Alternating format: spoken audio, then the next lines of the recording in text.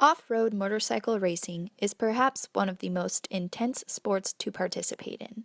There are two types of off-road motorcycle racing that will be discussed here: motocross racing and desert racing. A motocross track is typically 1 to 2 miles and is composed of many turns and large jumps. During a motocross race, the riders race for a specified amount of time or laps, usually ending around 30 minutes. On the other hand, the duration of a desert race is determined by the length of the course. These races are often over 100 miles in length, on unknown single-track trails and sand washes, and through some very hostile terrain. Prior to the start of the race, the desert racers do not know where the track will take them.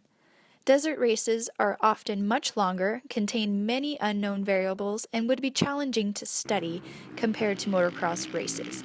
My personal interest is in motorcycle desert racing, and there's very little research that has been done in this area. Although there has been extensive research on many forms of cycling. My question is whether this research on cycling can be applied to future research on motorcycle racing. After comparing an article on motocross riding with one on off-road cycling, similar results were found between the two. Both articles note that heart rate reached a maximum during the trials very quickly. It was stated in the cycling article that the heart rate reached a maximum shortly after the start. In the motocross trials, heart rate reached steady state within 2 minutes of beginning the trials. The starts of any off-road race, motorcycle or cycle, are imperative, thus leading to a rapid rise in heart rate. The average heart rates were 181 beats per minute for the motocross group and 171 beats per minute for the cycling group. Both groups spent a majority of the events at high percentage of maximum heart rate. The averages for percent of VO2 max were 86% for motocross and 84% for cycling.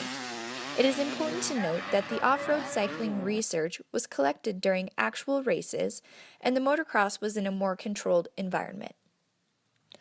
The average duration of the cycling races was 147 minutes, which more closely resembles desert racing.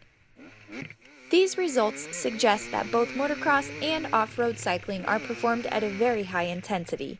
The terrain and the execution of the off-road cycling races are very similar to desert motorcycle racing.